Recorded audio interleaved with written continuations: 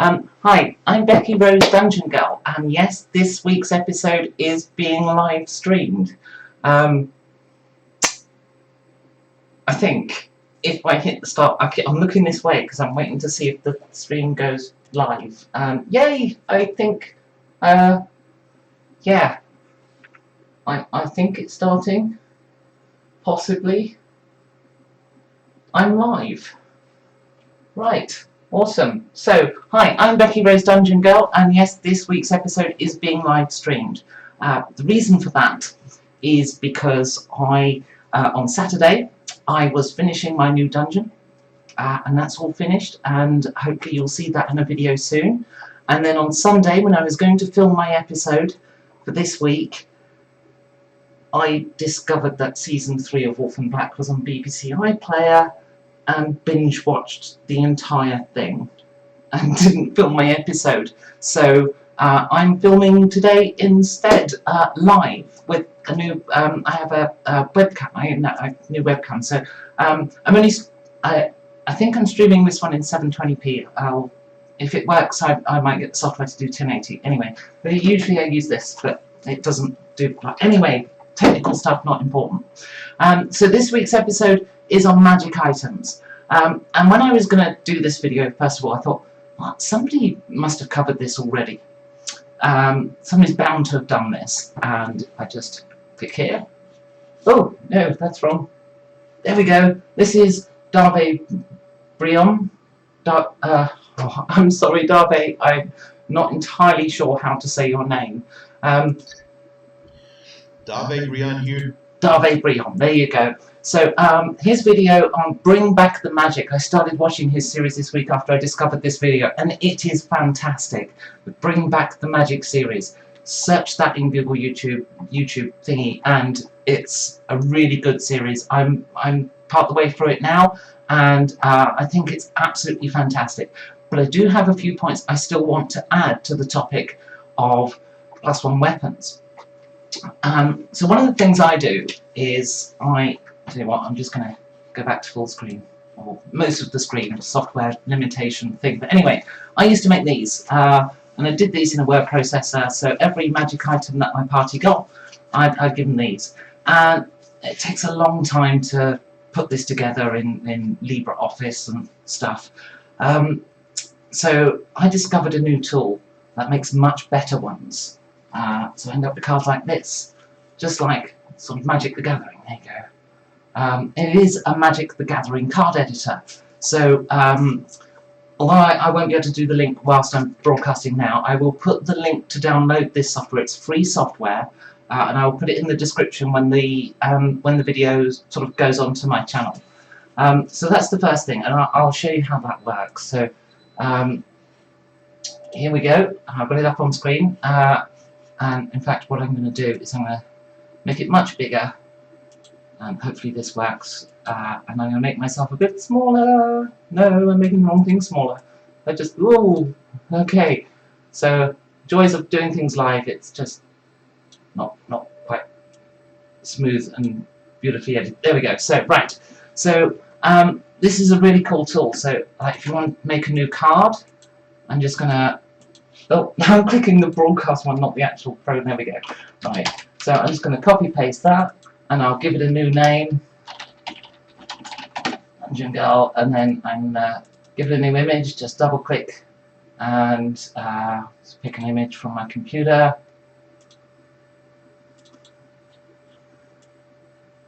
Drop that in. Boom. There we go. It's a magic item. You've got some settings you can choose from here.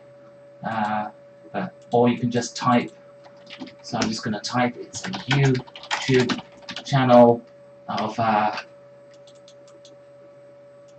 here, +1 awesomeness, and maybe you can set different sort of colours here, and you can change the colour of the background here. Oh, it's not actually showing the pop-up menu here. I'm sorry. So that's a limitation of the screen capture, but we can do all sorts of different backgrounds and colours, and I can do this gradient effect here. So that's all cool. And just type in a description.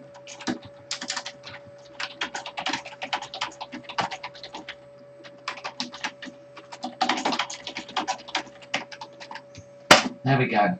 And then you do 9 of those to a page, print that out. Let's go back to full screen. Print that out, cut it out, and boom, magic items. And they're just gorgeous. I love them. So that's my first tip, doing handout magic items, and these are fantastic. You know, when particularly if you're in a campaign like mine where players do die occasionally, and so when a character dies, the loot gets handed out and redistributed while the player's making a new character. And so I have a stack here of items I haven't given out yet. My players haven't seen any of this. And then, you know, this is, well, this, yeah, these are the ones they currently have. So look, and the thing is that looks like quite a lot, right? But a lot of these are bric-a-brac. In my previous loot video, I was talking about things. You know, monsters or characters defeated in a fight should have things. So I've got stuff like this, the knotted rope of measurement.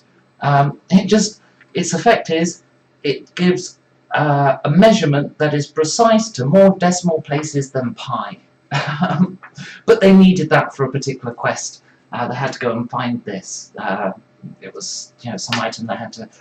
They sort of heard about, they knew they needed to go get it, and then they sort of got it, and then they enabled them to do a calculation needed for a quest. But I like to do items that have a caveat.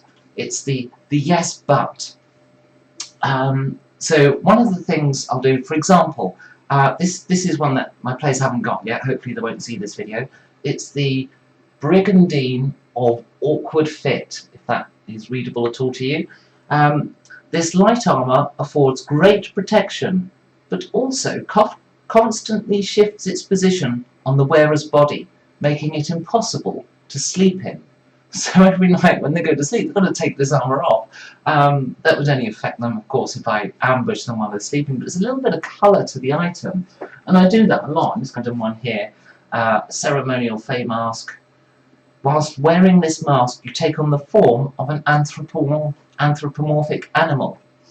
You know, just little caveats, and sometimes they can be quite noticeable caveats.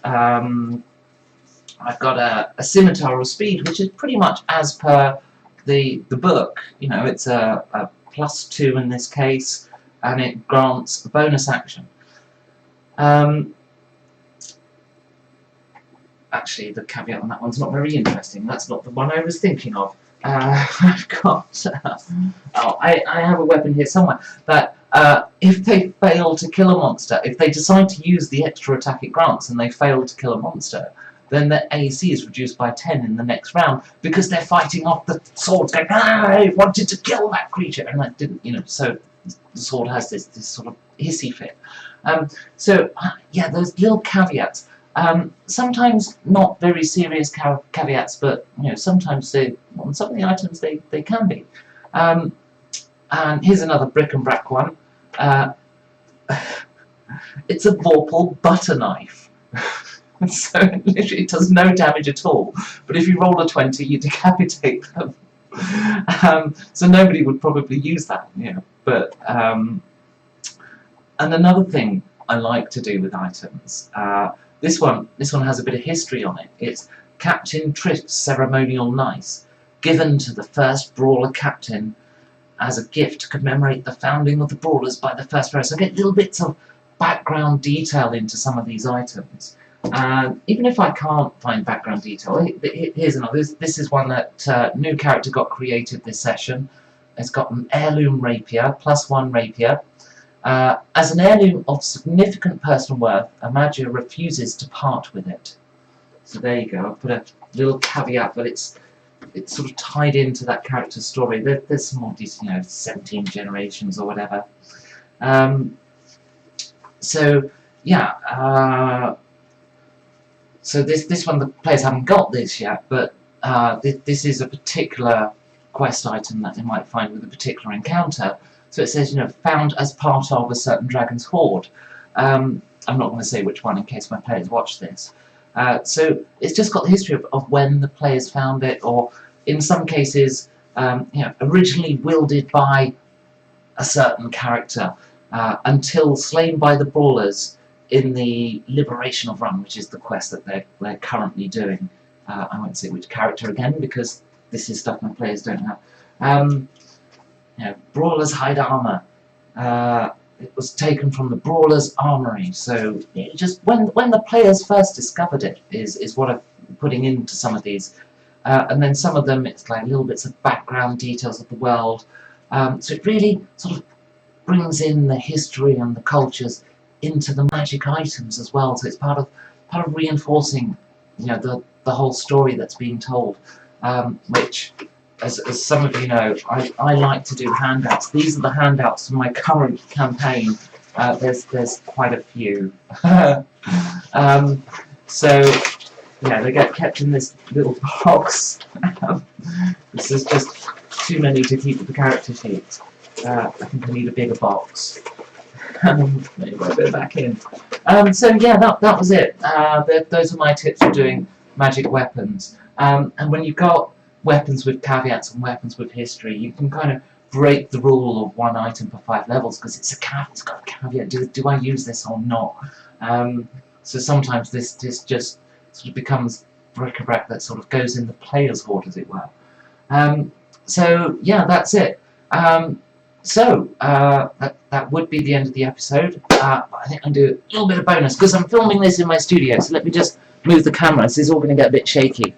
So this is where I paint everything, and I'm preparing a medieval marketplace for one of my encounter ideas videos, because I've been getting lots of requests to do my encounter ideas videos, and so one of the requests was to do a marketplace, and you see here I'm building the market stands. They were meant to come with, little things like this that's printed onto paper.